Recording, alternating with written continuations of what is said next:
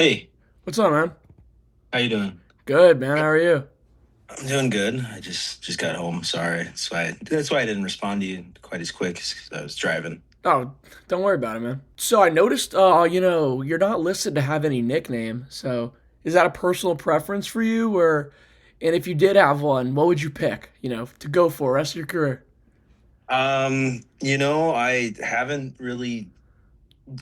I haven't really thought of one for myself, and people say they're given to you, and I haven't been given one yet. So, Tommy Petersen, he calls me El Diablo, which is something I don't know if I really like it, but he kind of just says it as a joke in the room or where at the gym.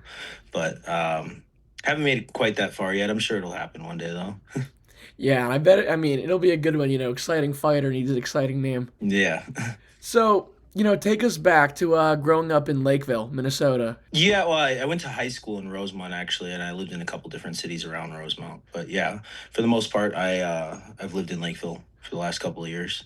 Okay, yeah. Talk to me about life there and how got into MMA. So I guess it all started out. I started wrestling in high school in Rosemont, and I did well in that, and went to college for it, and wrestled at St. Cloud State. Enjoyed that a lot, and then that wrapped itself up, and I just wasn't really done competing yet. And so I started searching for other options, and I tried out the academy in Brooklyn Center, Hmm. and I loved it there. It's just that's a little bit of a commitment for me to drive that far. It was like a 45, sometimes an hour long drive, and that was killing me 5, 6 days a week after work. And so I started at that point. That's when Lawrence Phillips, he's Hmm. a old one championship fighter. He's still currently training, and he's mainly on the coaching side of things now. He hooked me up with Billy Simon. He's just he owns Simon Inc. It's Yeah. a electrician company, but he's just an amazing guy. He's got a basement, a basement that he just turned into a gym. His house is on Prior Lake, and that's where all of us big heavyweights meet up, and we meet there pretty often, and just get after it. So when you mention all those big heavyweights, is that Stephen Asplund, Tommy Pete, Alvin Hines? Am I missing anyone there? Yeah, those three are three big ones.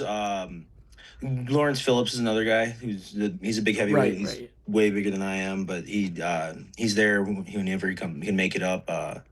Gable Stevenson pops in every once in a while. There's just too many guys. Just today, like it was me and Tommy, and then Mitch McKee showed up, and he just was there to kind of mess around, and a lot of lighter guys too. It just kind of depends on the day. It's super cool. I didn't know that you trained with Gable. So you obviously come from that wrestling background, similar to Gable. So you have a good understanding for that side of the sport. Training with a guy, as established in wrestling as Gable is, have you learned anything, or is he learning anything from you? Tell me about that, just relationship in the gym. Yeah, I mean he's there.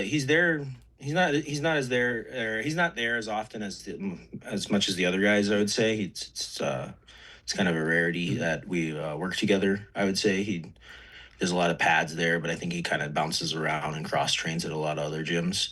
Um, but yeah, I mean it's hard not to learn from him. An amazing wrestler. He's obviously an Olympic champion, and anytime you get in the room with anyone who's that good at anything, you got to just absorb as much as you can. And I definitely respect it, but at the end of the day, fighting isn't wrestling, and I think he's learned that, and he's adapting even, and I'm excited for the future.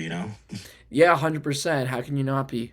And, you also went to college for wrestling, like you said, and, that's your foundation style. Yeah, that's your foundation. So, would you say that your identity as a fighter now is tied to that grappling background, or do you think you've evolved to someone who can win and control fight at both sides? I mean, I'm definitely trying. I'm definitely I would say I'm getting a lot more comfortable every time I step in the cage on my feet. It's definitely a different world than grappling, but yeah, I mean, I base my style largely off of grappling, and I like it. I like the way I fight. I like the way I can walk them down and control the pace, and get a hold of somebody and control the way things move from there. And I think that's gonna stay the same. And I don't think that'll go anywhere. I think my striking is just gonna continue to build off of that. And create openings for more grappling, because that's what I see me using striking as is openings to grappling, and then dominating from there. And so far, that strategy has worked super well for you. You know, you're 3-0 in your professional career, 8-0 in total, and that 8-0 in total going back to the start of your amateur career. So, when did you first realize that you could really compete at this highest level, and it's something you could make out a career out of? It's still something that I'm proving myself every day that I can compete with the highest level, and I do it every day in the gym with guys that are in the UFC, and that's where I want to be ultimately one day. It's something that you got to definitely remind yourself of every time you're going to step in the cage, is that you're here for a reason. And I think that's something I am definitely starting to figure out. I think my at least I can say confidently, for my first amateur fight, I was so nervous that that's like, I mean, I don't want to make excuses, but my nerves, I don't know if that's an excuse. It was just a fault. I let my nerves gas me out. And that's why I was dead tired after Mm. the first 5 minutes. It's not even, it was like the first three I gassed out. And that's, ask anyone in the room, that's not who I am as a fighter. I'm the one that pushes the pace. I have the biggest tank in the room, and it was nerves. But I think my last two fights, I'm definitely starting to just accept the fact that the worst thing that can happen to me is I go to sleep, and once you accept that fact, it gets really easy to get comfortable out there. And that's just what is, I think, showing every time I step into the cage now. Yeah, and so you mentioned having one of the best gas tanks in the room, and on that, when I had that call with Tommy, he mentioned you being like a freak athlete and one of the better overall athletes he's trained with. So talk to me more about that. Working with your grappling, because that really allows you to shoot takedowns at a higher and more efficient way. I don't know, I never really think about my athleticism. It's always kind of come naturally. I've always been involved in sports, and I I just I know that I'm good at this. So this is what I can do for my future, and I don't really have a plan B in life, like I'm a diesel technician now, but I hate it every day. When I go to work, and I really just like, I do that so I can do this, Hmm. and hopefully make a career out of this one day. And that's just all I'm going to stay focused on, and uh, yeah, I don't know, obviously the athleticism helps. Yeah, 100%. And you mentioned that grind, and part of that is getting an hours at the gym. So you're listed under La Bodega Fitness and Fight Club, but I see you obviously are getting minutes in at Minnesota top team. So can you talk to me about that? Are you cross training, or is just one La Bodega something in the past? No, definitely not in the past at all. I'd like to say I represent both. I've been training at Minnesota top team in Egan a lot more frequently, and that's because of I was originally training at Striking Institute with Caitlin Young, Mhm. but Caitlin or Striking Institute combined with Minnesota top team in Egan, and so ever since that combination happened, I've been going to top team in Egan, and it's a lovely place. I tons of partners, tons of great fighters, and I do, yeah, I bounce back and forth. It kind of depends on the day of the week where I'm at. We can be at the big gym La Bodega, we could be at La Bodega the basement, which is just a private version of La Mhm. Bodega, same gym, but and then certain days of the week I'll be in Egan, and it's very much on like coordinating schedules with training partners and going to the best place with the best training partners on the day of the week. Yeah, you mentioned those training partners, getting with the best guys, and like we already mentioned, Tommy Petersen, he's a guy in the UFC. He mentioned, you also train with him, guys like Steven Asplund, Alvin Hines. So, how did those relationships, come about? And what has training with those guys who are already in the UFC taught you? Man, all those relationships, I met all those guys through the basement, the La Bodega, and they're some of my closest friends right now. I if I wasn't as busy, I'm sure if we weren't all as busy, we all are super busy, but if we weren't all busy, we would probably hang out a lot more than we do now. And they're great guys. Everyone's got their things that they strive in or they excel in, and you just get us all in one room, and we're all there to push each other and make each other better. And it's amazing because I've been to a lot of gyms, and there's a lot of gyms out there where people aren't there to help you get better. They're there to hurt you and make themselves better. And when you can kind of set your ego aside and really focus on growing as like a team almost, it's amazing. We're a team. I'm sure they'd all say it. It's very friendly and everyone likes everyone. It's I don't know. It's a great situation I found myself in. Yeah, and it's funny you say that because Tommy, he said that he thinks that everyone's best friends, and he goes, I don't know if they think that, but I think that. So it seems like that feeling's pretty mutual around the team. Yeah, Yeah, definitely. They're all good guys. It's never a bad day in the basement. that's awesome. So moving on, you have 3 wins in your professional career, and you've done it by finish in a TKO. You've done it by submission. You've done it by decision. So you've shown that you can win in all 3 aspects of the game. Is that versatility something you work on, or is it something that has just come naturally throughout your fights? Yeah, it's definitely something I'm working on. I want to be entertaining, and I hate to say it, but really grinding people down grappling isn't the most entertaining thing. It's not something that sells, and this sport is a sport that you have to sell yourself. And so every time I step in the cage, I'm trying to get the nerves under control so that I can show what I can do. I can excel in other aspects of fighting other than grappling. And yeah, I definitely focus on pushing myself to do that and working different ways and just showing people how good I am, because I know I'm headed to the top. I know that I deserve to be at the top, and I know that I'm going to keep working until I get there. But it's about showing that under the lights. Yeah, 100%. And you mentioned, you believe that you are going to be at the top, and you're already training with guys who are there. Like we mentioned, you guys aren't really having time to hang out because everyone's super busy.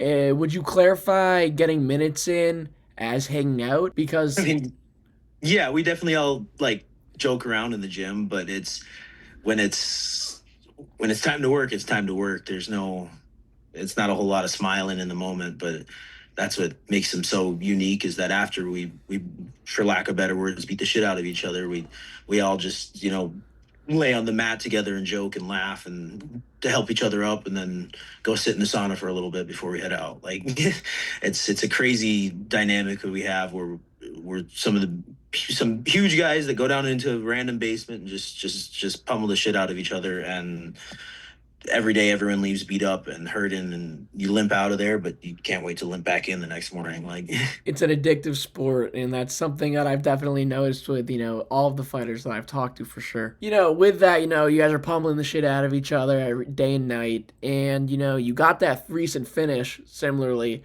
against Lorenzo Figueroa with the body kick to ground strikes at a minute 46 the first round. With a highlight reel moment like that, just take us through how that came apart and how you've reflected on it since. I was getting made fun of in the gym, actually, because I don't kick a lot, and me and Tommy are shorter. We don't kick a lot, and I like would get made not made because Steven kicks so much. Steven, it hurts, and Goozy Alvin, he kicks just as much as Steven. And so I don't know. Like I said, I've been trying to show different aspects of my game, and we worked that kick actually in the back. I have a video, and it's me and Tommy working that kick in warm-ups right beforehand. And I kind of accepted the fact that, like, yeah, like, it's going to be hard, but just remain calm and look for openings. And I saw it, and so I threw it. It seems like you're really developing as a fighter, telling yourself to calm down, work through the fight. You're mixing in kicks, like you said, which is something that is new to you. What can we expect, moving forward? Can we expect this diverse striking like Asplund, in these fights? Are we going to be getting some crazy knockouts? Man, I love knockouts. I definitely want to get some under my belt. I don't know if I'll ever be the striker that Asplund is. He's gifted. He's got something special, and that's all right. My game's we got different game plans, but I definitely want. I would love some highlight reel knockouts. Like I said, the more comfortable I get, the more that I can stand and create openings on the feet, and hopefully get some of those. Yeah, you mentioned being comfortable, and you're doing it in the LFA, which is one of the bigger promotions in the sport. So just take us through like what that experience has done for you, being able to get used to fighting professionally in a promotion as big as the LFA.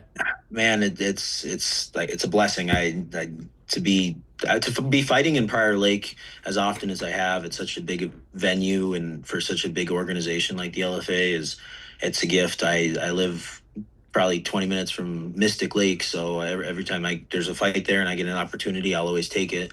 But my next upcoming fight is in La Crosse, Wisconsin, which I'm very comfortable there too. My fiance finished her doctorate there, so I spent a lot of years in lacrosse, and it'll be very exciting to fight there. But it's yeah, just a blessing that I get to participate in such a big organization, and it's warming me up for where I'm headed, and yeah.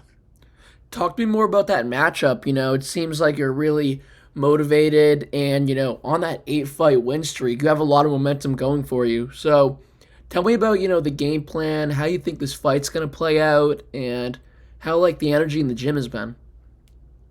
It's always fun. Gym energy is always good. Game plan never changes. It's strike to create openings to grappling, look for big shots. No matter who I'm fighting, I'm going to do the same thing, and that's because I have confidence in my plan and my ability to complete my plan. Um, yeah, the gym always great. I'm fighting. Blanking on his last name, Laurent or Luther, I think is his first name. I think he's out of Wisconsin or maybe Washington State, and he seems like a game fighter. He's newer to it. He's got less fights, but he's got a lot of power. He's got some highlight reel knockouts, and I want to go out there and put on a show and show that it doesn't matter who's in front of me. It doesn't matter who they are or what they've done. It, I'm there to do the same thing every time, and that's win. Yeah, so you mentioned a lot of things that are important with that too. This guy, like you said, he's got a lot of highlight knockouts, and you mentioned earlier that one of the bigger things is the worst thing that can happen to you is you can get slept. That's what you said earlier. So, with that in mind, how comfortable are you getting in the ring, shooting a takedown, and taking a punch or two to really get that takedown and work your game? I I think I'm a little too comfortable taking that punch to get that takedown. I've definitely been trying to work on my striking defense, my head movement, and but I mean, yeah, I know the game I'm playing. I know what the risks are. I know what this is doing to my body. It's all worth it to me. I love it. It's my dream, and like I said, I don't have a plan B. This is what I've been good at, and different forms, starting at wrestling all the way from when I was young. I was the youngest sibling. Like I've always been, I've always been picked on and beat on, and so I've been fighting my whole life, and I've always been good at it, and I don't plan to stop now. Seems like you're Especially now that I'm full. making some money from it. That's the Something, you know. That's the point, that's the goal. Get paid, get known. Yeah. And I think that's the track that you're on for sure. And you mentioned that striking defense, you mentioned that head movement. And we already mentioned him earlier, guys gifted as Asplund that you've mentioned you're super close with. Are you getting any extra minutes with him to try and work on that striking defense for this fight? Yeah, yeah. I mean, as much as he's around and as much as we can meet up, we definitely do. And when we when we meet up, it's normally a small group, so it's very like we're all rotating with everybody and getting a lot of time with everybody. But yeah, if I know I'm fighting a guy who's got some good striking, I'm definitely gonna go with Steven and a lot more, like maybe an extra round or two more than everyone else. Yeah, 100%.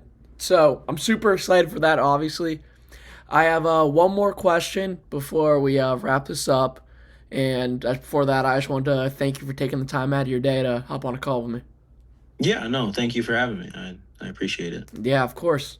So, like we mentioned, you're professionally 3-0, 25 years old, and, most people out of Minnesota don't know you yet. So, tell them. What do they need to know about Ezayah Gomez right now before everything blows up for you? All they need to know is that if you're gonna bet on someone, bet on me. I guess. You heard it here first.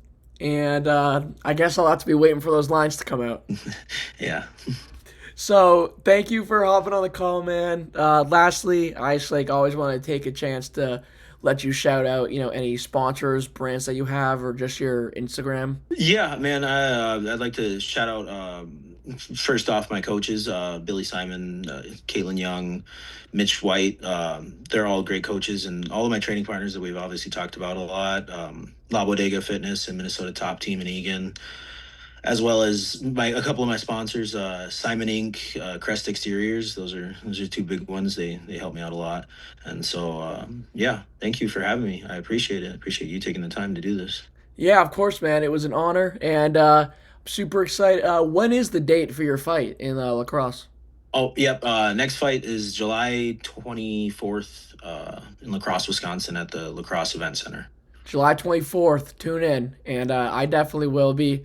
And after that win, I would be more than happy to hop on a call again, talk about how close that UFC shot is for you. Yeah, yeah, for sure. All right, man. Thank you very much again, and have a great rest of your night. Yeah, thank you. You too. Thank you.